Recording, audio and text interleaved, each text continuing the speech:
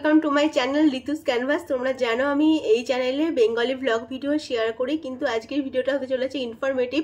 যারা কিনা প্রি ওয়েডিংয়ের ব্যাপারে ভাবছো, যারা সামনেই বিয়ে তার আগেই প্রি ওয়েডিংটা করবে, কোথায় করবে, বাড়ি থেকে একটু দূরে গিয়ে করবে, কোথায় থাকবে, কত টাকা খরচ হতে পারে, কি কি লোকেশনে গিয়ে শ্যুট করবে, কি কি ড্রেস পরবে, এই সমস্ত নিয়ে আজকে ডিটেলস ভিডিওটা শেয়ার করছি।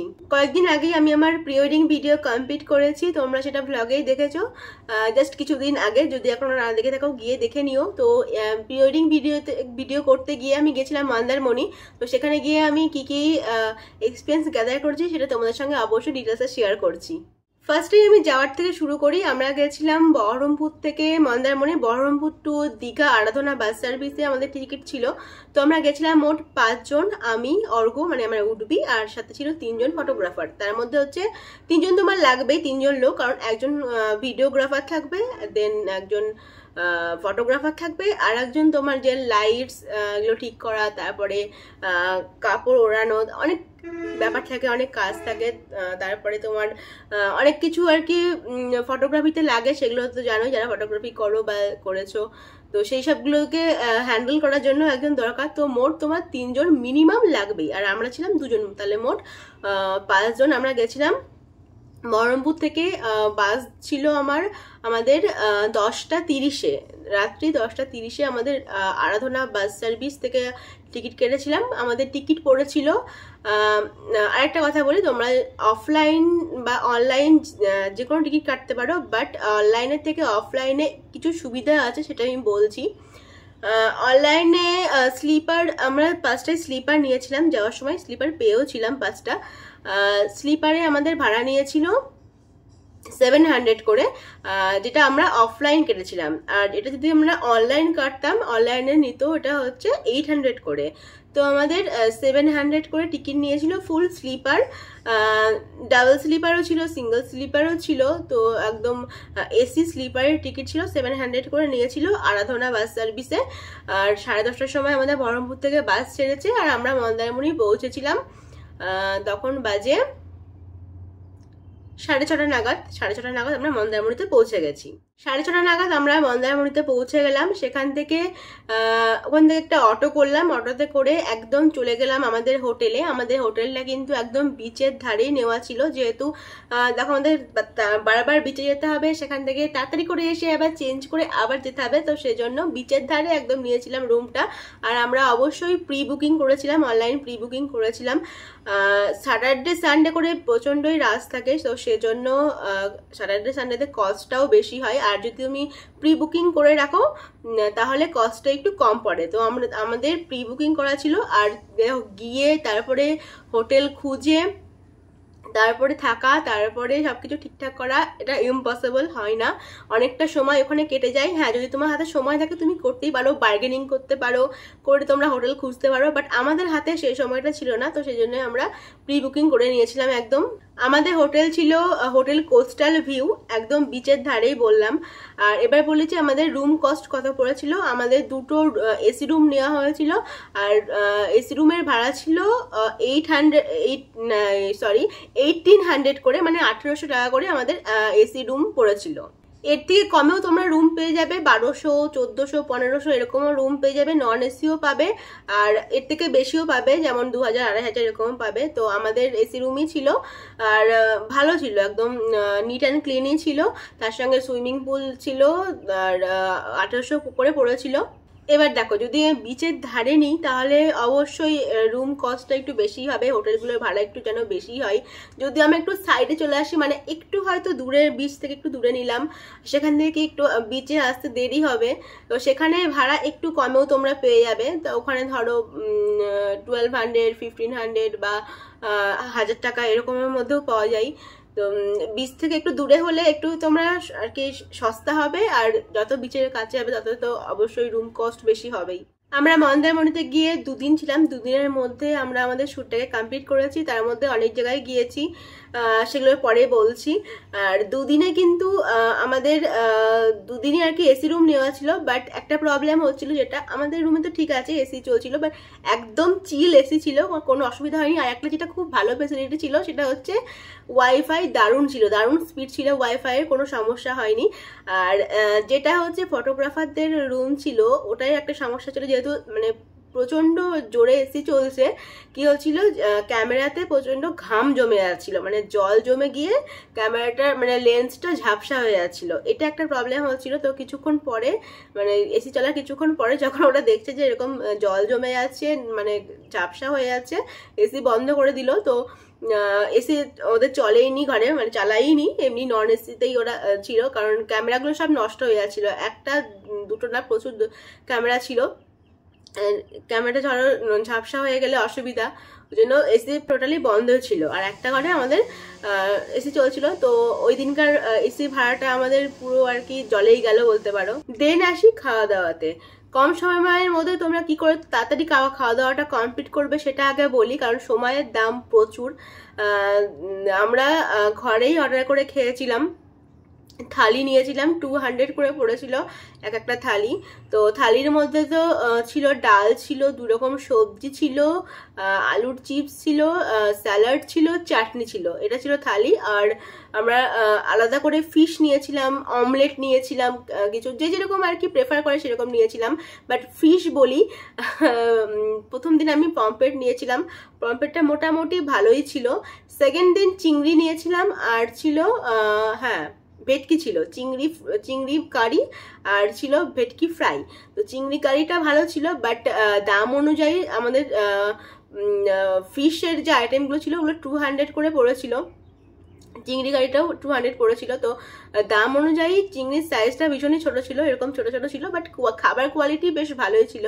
কিন্তু যেটা তোমাদের বলবো, ভেটকি ফ্রাইটা একদমই ভালো ছিল না, খুবই খারাপ ছিল ভেটকি ফ্রাইটা। একটা না কেমন একটা বাজে একটা স্মেল উঠছিল, মানে মনে হচ্ছিল যেন মাছটা বাসি, মানে আগের দিনকার ধরা বা এরকম কিছু হবে। তো দেখো সমুদ্র জায়গায় গেলে আমরা চাই সবসময় যে মাছ খাবো খাবো, বাট সেটাকে আমরা অ্যাভয়েড করাই ভালো। সমুদ্র জায়গায় গিয়ে মাছ একদমই ভালো পাওয়া যায় না, একটা বাজে গন্ধ বেরোয় সব থেকে বড় কথা। আর তারপরে হচ্ছে কাঁকড়া তোমরা খেতে পারো, কাঁকড়া মশলা বা কাঁকড়া ফ্রাই এরকমগুলো খেতে পারো, বাট আমার খাওয়ার সুযোগটা হয়নি কাঁকড়ার। আর কাঁকড়াতে আমার একটু অ্যালার্জি আছে, ওই জন্য কাঁকড়াটা অ্যাভয়েড করেছিলাম। হ্যাঁ, কাঁকড়াটা খেতে বেশ ভালো লাগে, চিংড়িটাও ভালো হয়, বাট ওই যে ওই সমস্ত মাছগুলো খুব একটা ভালো হয় না। এটা তো গেল লাঞ্চ। তারপরে তোমার সন্ধ্যেবেলাকার চা আছে, স্ন্যাক্স আছে, তার সাথে রাতেরবেলাকার ডিনার আছে। ডিনারে আমরা তন্দুরি রুটি নিয়েছিলাম, চিকেন নিয়েছিলাম। একদিন হোটেলে খেয়েছি, একদিন বাইরে থেকে আমরা লাঞ্চ হোটেলে করেছি, আর ডিনারটা বাইরে থেকে এনেছিলাম। তন্দুরি রুটি, তারপরে চিকেন কাবাব এসবগুলো এনেছিলাম। তো হ্যাঁ, চিকেন আইটেম খুব ভালোই ছিল, বাইরে থেকে এনেছিলাম। হোটেলে যদি তোমরা খাও তাহলে অবশ্যই কস্ট একটু বেশিই পড়বে, আর যদি হ্যাঁ একটু কমে করতে চাও তাহলে একটুখানি হেঁটে গিয়ে একটু বাইরের দিকে কোনো দোকান থেকে খেলে বা কোনো রেস্টুরেন্টে গিয়ে খেলে তাহলে কস্ট একটু কমই পড়বে। খাওয়া দাওয়া, রুম রেট সবকিছু মিলিয়ে আমাদের 8000 মতো পড়েছিল 2 দিনের। তোমরা যদি 3 দিন থাকতে চাও তো একটু বেশি হবে, আর যদি বললাম যে একটু বাইরে গিয়ে খাও তাহলে অবশ্যই একটু কমে হয়ে যাবে। তারপরে তোমার আসি যে তোমরা কোথায় কোথায় শ্যুট করবে। ফার্স্টে বলি, মন্দারমণি কিন্তু শুটিং প্রেফারেন্সের দিক থেকে খুবই ভালো জায়গা, বেশ ফাঁকা ফাঁকা আছে। দীঘার মতো যদি অতটা ঘিঞ্জি হতো বা বেশি লোকজনের গ্যাদার হয় তো সেখানে একদমই শ্যুট ভালো হয় না। চারি সাইডে লোক থাকলে কি তোমার শ্যুট ভালো হয় বলো? তারপরে তোমার ড্রোন শট নেওয়া হবে, সেগুলো একদমই ভালো হবে না। তো দীঘাতে কি হয়, দীঘাতে প্রচুর লোকের গ্যাদারিং থাকে, কিন্তু মন্দারমণিটা অনেকটাই ফাঁকা ফাঁকা থাকে। তো একদম ইচ্ছা মতো তোমরা সুন্দর সুন্দর ভিডিও শ্যুট করতে পারবে, ছবি তুলতে পারবে। বিচের ধারে তোমরা শ্যুট করছোই, একবার দিনের বেলায় একরকম শ্যুট হয়, রাত্রিবেলায় একরকম শ্যুট হয়। মানে রাত্রিবেলায় মানে ওয়েদারটা প্রচণ্ডই চেঞ্জ হয়ে যায়, অন্যরকম হয়ে যায়। দিনের বেলা আমি বলবো তোমাদের 7টা থেকে 10টা পর্যন্ত হচ্ছে শ্যুটের একদম পারফেক্ট টাইম, কারণ ওই টাইমটাই সূর্যটা একদম ঠিক তোমার ফেসে এসে পড়ে, একদম ব্রাইট লাগে। তারপরে কি হয়, যেই 11টা-12টা বেজে যায়, তখন কি হয়, সূর্য যখন মাথার উপর চলে আসে না, তখন ওই শ্যাডোটা এসে মুখে পড়ে, তখন একদমই শ্যুট ভালো হয় না। আবার তোমরা কখন করতে পারবে, হয়তো আবার ঘরে গেলে, রুমে গেলে, স্নান টান করে ফ্রেশ হয়ে লাঞ্চ করে আবার ওই 3:30-4টার দিকে আবার আসলে তখন আবার খুব সুন্দর হবে, কারণ যখন সূর্যটা পশ্চিম দিকে চলে যাবে, তোমার ফেসে এসে পড়বে, তখন ভিডিওটা আরও সুন্দর হবে। তো এটা গেল বিচের কথা বললাম। এছাড়াও আমরা কোথায় কোথায় শ্যুট করেছি, আমরা গেছিলাম লাল কাঁকড়া বিচেও গেছিলাম। আমাদের হোটেল যেখানে ছিল সেই বিচে কিন্তু কোনো লাল কাঁকড়া ছিল না। লাল কাঁকড়া বিচ বলে একটা আলাদা বিচ আছে, ওটা তোমরা অনেক সময় হেঁটেও যেতে পারো, মানে খুবই কাছে, আবার অনেক সময় টোটোতে করেও যেতে পারো। আমরা প্রথমে জানতাম না যে লাল কাঁকড়া বিচটা এত কাছে, তো সেজন্য প্রথম দিন আমরা টোটোতে করে গেছিলাম, সেখানে আমাদের কিছু টাকা গচ্ছা চলে গেছে।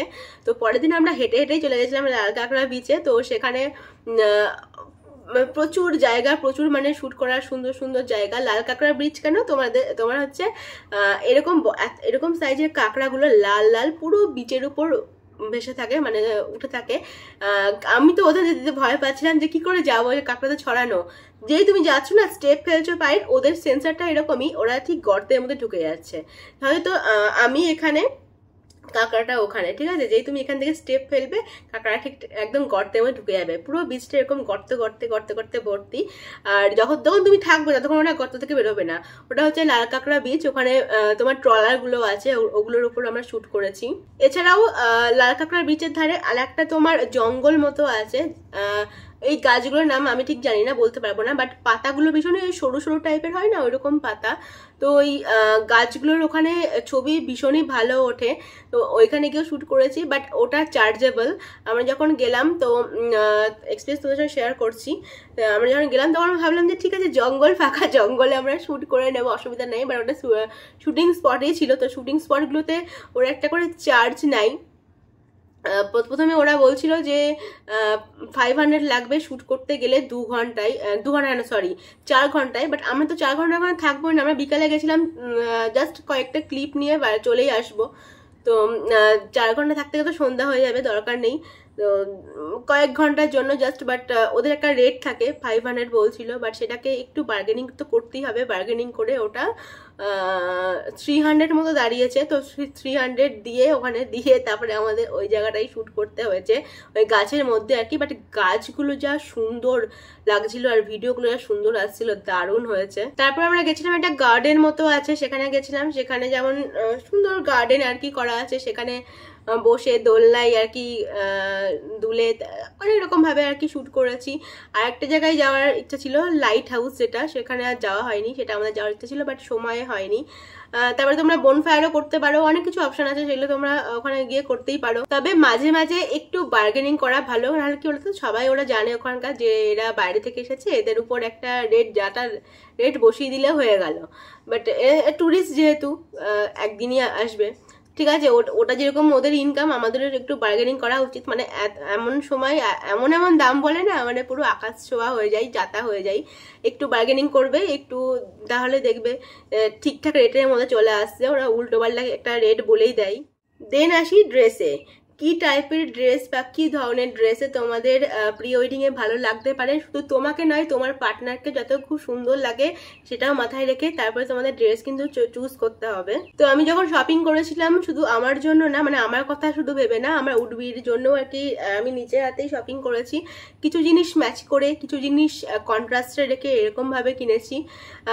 আবার কিছু জিনিস ঘরেই ছিল, সেগুলো নিয়েও মিক্স অ্যান্ড ম্যাচ করে করেছি, সব রকম মিশিয়ে করেছি। আমি কিছু পিকচার্স দিয়ে দিচ্ছি। প্রথমে ফার্স্টের দিন আমি যেটা পরেছিলাম সেটা হচ্ছে একটা ফ্লোরাল প্রিন্টের উপর একটা শর্ট ড্রেস ছিল, ফ্রক টাইপের ড্রেসটা ছিল, ফ্লোরাল প্রিন্টের উপরে হোয়াইট ভেরিয়েন্ট কালারের উপর ছিল।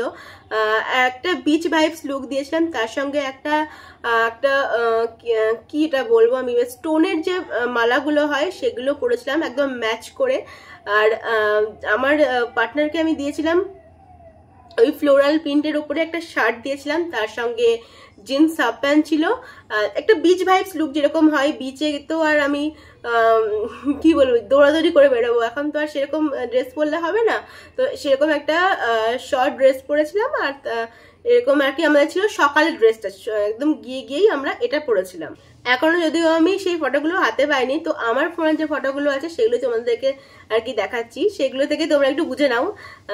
আর যখন আমি সেগুলো পাবো মানে ফটোগ্রাফারদের থেকে তখন তোমাদের দেখাবোই। তো তারপরে আমরা 11টা 11:30 নাগাদ ঘরে চলে আসি, তারপরে রেস্ট করি, একটু স্নান টান সেরে লাঞ্চ করে আবার বেরোই 3:30 4টার দিকে। তখন আমি একটা পরেছিলাম শাড়ি, রেড কালারের ভেলভেটের শাড়ি। এই শাড়িটা আমি অনেকদিন আগে কিনেছিলাম, ভাবতেই পারিনি যে এইভাবে কাজে লেগে যাবে। পার্টি ওয়্যার শাড়ি ছিল এটা, রেড কালারের, অনলাইন পারচেস করেছিলাম অবশ্যই।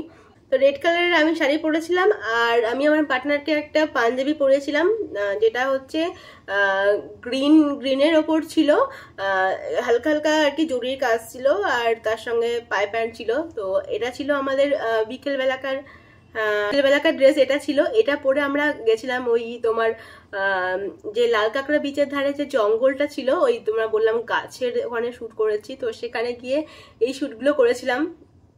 ছবিগুলো খুব ভালো এসেছে। আর তারপরে ওখান থেকে ফিরে এসে তারপরে গেছিলাম হচ্ছে আবার বিচের ওখানে, বিচের ধারে শুট করেছি, যেটা আমাদের আর কি হোটেলের কাছে একদম বিচ ছিল, নাইট ভিউটা নেওয়ার জন্য গেছিলাম। তো সেখানে তখন আমি পরেছিলাম একটা লাল রেড ঠিক না, মেরুনও ঠিক না, এরকম একটা কালারের গাউন পরেছিলাম। তো গাউন যেরকম আর কি ওড়ে তারপরে ঘোরে এরকম, যাতে আর কি বেশ ভালো লাগে দেখতে, সেরকম সেজন্য গাউন পরেছিলাম। আর ও পরেছিল তখন হোয়াইট শার্ট, হোয়াইট শু, আর হ্যাঁ হোয়াইট শার্ট, হোয়াইট শু, জিন্স, আর ছিল একটা ব্লেজার, ব্লু কালারের ব্লেজার পরেছিল। এরকম ভাবে কোনো সময় ম্যাচিং করে, কোনো সময় কন্ট্রাস্টে এরকম পরেছি। যেহেতু আমি গাউন পরেছিলাম তার সঙ্গে যাতে ওকে একটু ব্লেজারটাই ভালো লাগতো, সেই সময় ওকে ব্লেজার পরিয়েছি। এইভাবে একটু মিক্স অ্যান্ড ম্যাচ করে পরেছি। আর একটা ফ্লোরাল হয় না, ফ্লোরাল ক্রাউন গুলো যেগুলো হয় সেগুলো একটা নিয়েছিলাম। তো তাতে করে ছবিগুলো যাতে সুন্দর ওঠে সেজন্য একটা ফ্লোরাল গাউন নিয়েছিলাম। তারপরে সানগ্লাস তো ছিল, সানগ্লাস তো দিনের বেলা আমরা ইউজ করেছি। নেক্সট দিন আমি একটা ওয়েস্টার্ন ড্রেস পরেছিলাম, ওয়েস্টার্ন বাট ইন্দো ওয়েস্টার্ন যেটা, সেটা আমি একটা ওয়ান পিস পরেছিলাম, যেটা স্টাইলটা ভীষণই সুন্দর ছিল, যেটা তোমরা ছবিতে দেখলেই বুঝতে পারবে। স্টাইলটা ভীষণই সুন্দর ছিল, সামনে থেকে হাফ পোর্শন কাটা ছিল। তো ওইটা পরে আমরা নেক্সট দিন গেছিলাম বিচে। ওই দিনকে ছবিগুলো খুব ভালো হয়েছে, ঘোড়ার সাথে ছবি তোলা হয়েছে, ড্রোন শট হয়েছে, বিচের ধারে শুয়ে শুয়ে আমরা ছবি তুলেছি, মানে প্রচুর মজাও করেছি প্রচুর। তারপরে সুইমিং পুলে এসেছি, সুইমিং পুলে ছবি তুলেছি। সুইমিং পুলে আমি একটা আলাদা ড্রেস নিয়ে গেছিলাম পরার জন্য, সেটা পরার চান্স হয়নি আমার, মানে তাড়াহুড়োর মধ্যেও ছিলাম, সবকিছু কমপ্লিট করতে হবে এরকম একটা ব্যাপার ছিল। তো সেজন্য ওই ড্রেসটা আমার চেঞ্জ করা হয়নি, ওটা পরে আমি সুইমিং পুলে নেমেছিলাম। ওইখানকার ছবিগুলো খুব ভালো হয়েছে সুইমিং পুলে। ওই ড্রেসটা বেশ ভাইব্রেন্ট কালার ছিল, তো দেখতে ভালো লাগছিল। ওটা আমি নিয়েছিলাম যখন শিলিগুড়ি গেছিলাম, শিলিগুড়ির ওয়েস্ট সাইড থেকে ওই ড্রেসটা নিয়েছিলাম। প্রি ওয়েডিং কথাটা আমার মাথাতেই ছিল, মাথাতে থেকেই সেরকম একটা ড্রেস আমি আর কি যখন যেতাম সেরকম একটা ড্রেস খুঁজতে থাকতাম দোকানে, যে কিরকম নতুন একটা ড্রেস পাওয়া যায় আর কি। নেক্সট যখন যাই, নেক্সট গেছিলাম তারপরে তোমার ঘরে এসে আবার লাঞ্চ টাঞ্চ করে গেছিলাম হচ্ছে আবার ওই লাল কাঁকড়া বিচের ধারে আবার গেছি আমরা। না, তার আগে গিয়েছিলাম গার্ডেনে, গেছিলাম গার্ডেন থেকে এসে তারপরে লাল কাঁকড়া বিচের ধারে গেছিলাম। ওখানে ট্রলারের উপরে উঠে শুট করেছি। ওয়ান পিস পরেছিলাম তখন একটা লাইটের ওপরেই ওয়ান পিস পরেছিলাম, যে একটু ক্যাজুয়াল নেব, চেষ্টা করবে যতটা ক্যাজুয়াল থাকা যায়, যতটা মানে ক্যাজুয়াল ড্রেস পরা যায়। খুব একটা যে মানে খুবই চকচকে কালার বা খুবই একটা ঝাঁকঝমক ড্রেস পরছি, একদমই সেটা ভালো লাগে না দেখতে, মানানসই হয় না। চেষ্টা করি একটু যাতে সিম্পল ড্রেস পরা যায়, বাট একটু লুকিংটা সোবার্স হয়, এরকম টাইপের হলে বেশি ভালো হয়। নেক্সট দিন আর কি দ্বিতীয় দিন বিকেলেই আমাদের শুট সেখানে কমপ্লিট হয়। শুট কমপ্লিট করে রুমে এসে ওখানে কিন্তু প্রচুর বালি, মানে পুরো মরুভূমির মতো বালি, এরকম উঁচু উঁচু উঁচু টাইপের বালি, তো প্রচুর, আর হাওয়া দিচ্ছে, পুরো বালিতে না সব ভর্তি হয়ে যাচ্ছে। তো রুমে এসে ফটাফট স্নান সেরে আমাদের তখনই সেদিনকে বাস ছিল রাত্রি 7টা না 8টার সময় বাস ছিল, তখন থেকে 7টার দিকে বেরিয়ে যাই। 7টার দিকে বেরিয়ে গিয়ে তারপরে এসে বাস ধরি। বাট সেদিনকে বাসে আমাদের একটা প্রবলেম হয়েছিল, সেটা আগের তোমার ব্লগে শেয়ার করেছি, যদি না দেখে থাকো ব্লগটা একবার দেখে নিও। বাস নিয়ে কিছু একটা প্রবলেম হয়েছিল আমাদের আরাধনার বাস সার্ভিসে। যেরকম আমাদের ফার্স্টের দিন ভালো এক্সপিরিয়েন্স ছিল, লাস্টের দিনকে গিয়ে সেদিনকে কিন্তু আমাদের খুব একটা ব্যাড এক্সপিরিয়েন্স হয়। তো সেদিনকে রাত্রেই আমরা বাস ধরি অ্যান্ড সকালের মধ্যে তারপরে বহরমপুর পৌঁছে যাই। তো আমাদের প্রি ওয়েডিং এর শ্যুট এতটা ছিল, 2 দিনের মধ্যে আমরা কমপ্লিট করেছিলাম। আর একটা যেটা কথা সেটা হচ্ছে আমি কোনো মেকআপ আর্টিস্ট নিইনি। First of all makeup artist নিইনি, এই কারণেই আমি নিজেই মেকআপ শিখেছি, মেকআপ জানি। আর একটা 2 নম্বর কথা হচ্ছে আমি তো কোনো বিয়ে বাড়ি যাচ্ছি না, যাচ্ছি তো শ্যুট করতে।